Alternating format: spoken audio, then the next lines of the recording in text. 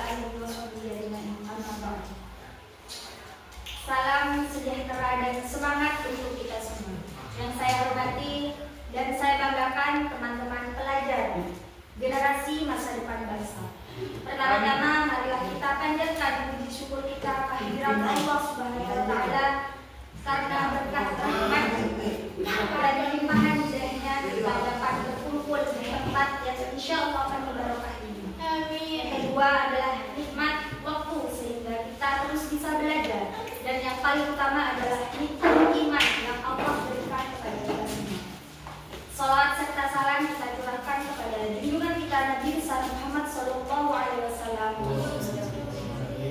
karena atas berkah beliaulah kita besarkan dari zaman jahiliyah menuju zaman yang penuh dengan ilmu pengetahuan saat ini. Amin. Ke pasar beli jambu. Jangan lupa beli pepaya. Sebelum pidato saya melaju, izinkan saya perkenalkan diri dulu ya. Perkenalkan, nama saya Ilham Fitriani. Saya dari program studi komunikasi penyiaran Islam. Jadi pagi ini saya akan mengajak teman-teman semua untuk belajar dan juga menjadi tergerak, bukan hanya menjadi muslim yang baik, tetapi juga sebagai muslim yang beragama dengan cerdas. Karena pidato yang saya akan bawakan pada pagi ini adalah beragama dengan cerdas di zaman serba cepat. Amin menawan. Jadi zaman serba cepat itu adalah kemudahan atau tantangan. Teman-teman semua, kita hidup di era di mana disebut dengan era digital. Di era ini semuanya serba cepat dan mudah. Contohnya saja ketika kita ingin makan atau membeli sesuatu, kita bisa lewat aplikasi, atau bahkan teman-teman belajar ngaji atau melihat tutorial apa saja, semuanya sudah ada di berbagai platform sosial media seperti di Instagram, YouTube, bahkan di TikTok. Jadi memang semua itu tampak mudah, tapi kita harus bertanya, apakah kemudahan itu membawa kita dalam keberkahan atau justru menyesatkan kita?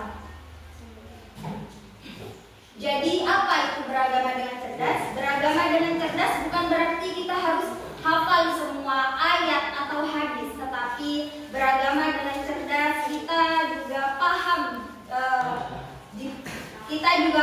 alasan dibalik setiap ibadah yang kita lakukan, bukan hanya sekedar ikut-ikutan saja.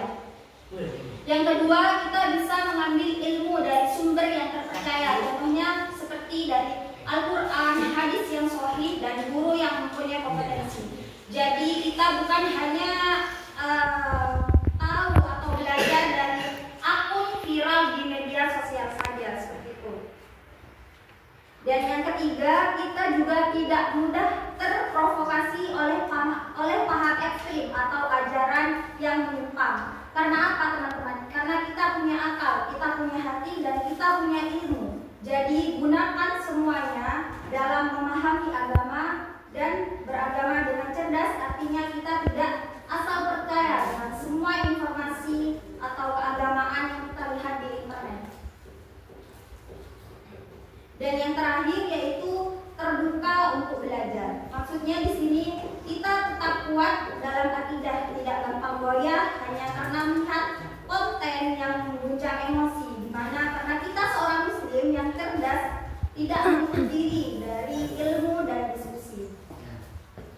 Adapun Al-Quran itu sebagai sumber petunjuk utama. Allah Subhanahu wa taala berfirman dalam surah Al-Isra ayat 36, A'udzubillahi minasyaitonirrajim. Bismillahirrahmanirrahim.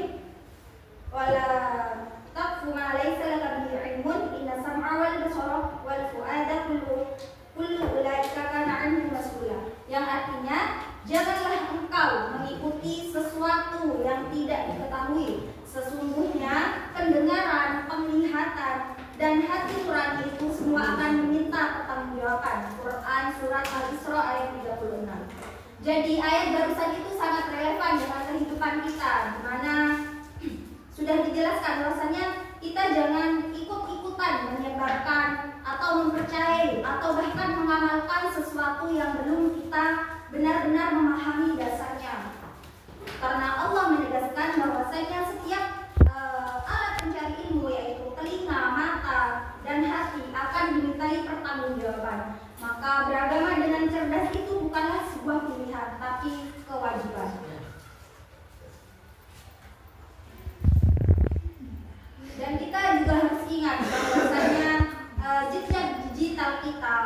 akan juga dihisab oleh Allah.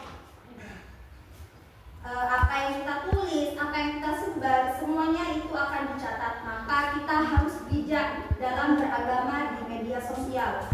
Karena apa? Beragama dengan cerdas itu berarti bukan kita tidak anti kemajuan, teman-teman. Ada sebagian orang yang berpikir bahwasannya kalau kita terlalu taat, kita nanti ketinggalan zaman. Tapi dalam sejarah Islam pun kita sudah membuktikan, sudah ada buktinya bahwasanya seperti tokoh-tokoh Islam terdahulu, yaitu ada Ibnu Sina, itu kan ahli medis sekaligus ulama, ada Al-Hawarizmi, yaitu Bapak Al-Jabar dan ahli tafsir. Ada juga Buya Hamka, yaitu seorang sastrawan sekaligus ulama besar Nusantara. Jadi dari mereka semua itu membuktikan bahwasannya agama dan ilmu pengetahuan itu tidak bertentangan, tapi justru saling melengkapi. Kita juga bisa nih menjadi mahasiswa yang aktif, jadi siswa yang aktif, kreatif, suka teknologi, tetapi kita juga sholat 5 waktu, menjaga aurat kita, dan juga berkata jujur. Jadi teman-teman, beragama dengan cerdas itu bukanlah sebuah pilihan, tetapi adalah kebutuhan zaman. Jadi kita harus belajar dari sumber yang sahih, dari sumber yang terpercaya, bahwasannya kita juga harus terbuka dalam berdiskusi. Karena apa? Kita sebagai siswa tentunya juga mempunyai pikiran yang sangat-sangat relevan. Dan juga gunakan teknologi untuk memperkuat iman, bukan memperlemah kepribadian. Dan yang terakhir adalah jangan mudah menghakimi, karena kita semua itu saling belajar dan menuju kebaikan. Demikian yang dapat saya sampaikan. Semoga apa yang telah saya utarakan bermanfaat bagi kita semua. Jika ada yang kurang berkenan, saya mohon maaf sebesar-besarnya. Wassalamualaikum warahmatullahi wabarakatuh.